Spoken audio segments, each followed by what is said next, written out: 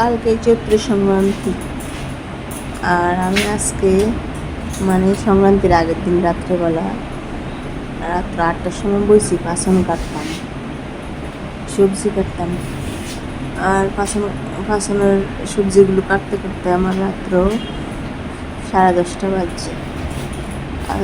আগের দিন যদি পাছনের সবজিগুলি কাটটা রেডি করে না রাখি, পরের দিন অনেক দেরি হয়ে যাবে। সকালে ঘুম থেকে ওইটা ধোয়া মোছা করতে করতে ছান, তারপরে পূজা টুজা দিতেইব। এরপরে আবার আমাদের অনেক রকমের নিয়ম আছে, যেমন মালা টালা বানাইতে হয়, সব ঘরে ঘরে দিতে হয়, দরজায় লাগাতে হয়। তারপরে এসব করতে করতে কিন্তু আমার প্রায় 10টা-11টা হয়েছে যাবে। তখন আমি সবজি কেটে রান্না বসাইতে গেলে অনেক দেরি হয়ে যাবো। তার লাগে আমি রাত্র ভালোই আমি সব সবজি কেটে রেডি করে রাখছি। আর একটু ভিডিওটাও করলাম। আমাদের আবার পাঁচন রান্না হয়, সব রকমের সবজি দিয়ে ওই রান্না হইব পাঁচন, নিরামিষ গেট বা পাঁচনই বলি আমরা। তারপর হইব আবার উস্তা ভাজা, তিতা ভাজা।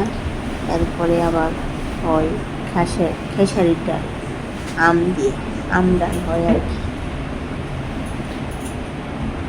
এটুকুই আমাদের নিয়ম। তারপর আবার আটকলিও বাজতে হয়, 8 রকমের যে বাদাম টাদাম খই, তারপরে সব কিছু মিলে 8 প্রকার বাজতে হইব। এটাও আবার আছে। প্রায় এইসব নিয়মকানুন করতে করতে তো আমাদের সারাদিনই জায়গা। প্রায় খাওয়া দাওয়া করতে করতে প্রায় বিকালের জায়গা 3-4 বাজে জায়গা কি রান্না বান্না শেষ করতে করতে। তা আমি আগের দিনই সব কিছু রেডি করে রাখি। একটা সব কিছু ধুয়া মুছে সব প্রায় আগের দিনে মোটামুটি রেডি করে রাখি।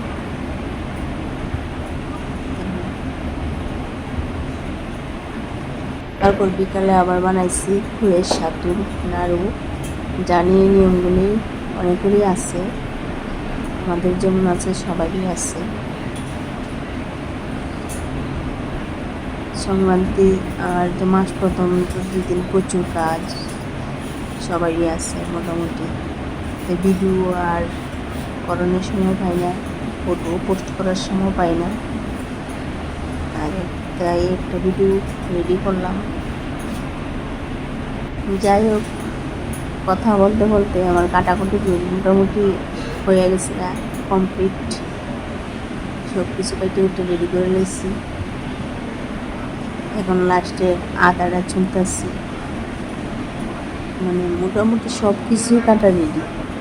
আর লাস্টে শুধু কাটুন কুমড়া আর কাঁচা কাঁঠাল আর আলুটা বাকি রয়েছে। এটা কাটছি না গেলে ওখানে কাটতে রাখলে যদি কালো হয়ে যায় না কাঁঠালটা, কুমড়াটা আর আলুটা বাকি রয়েছে।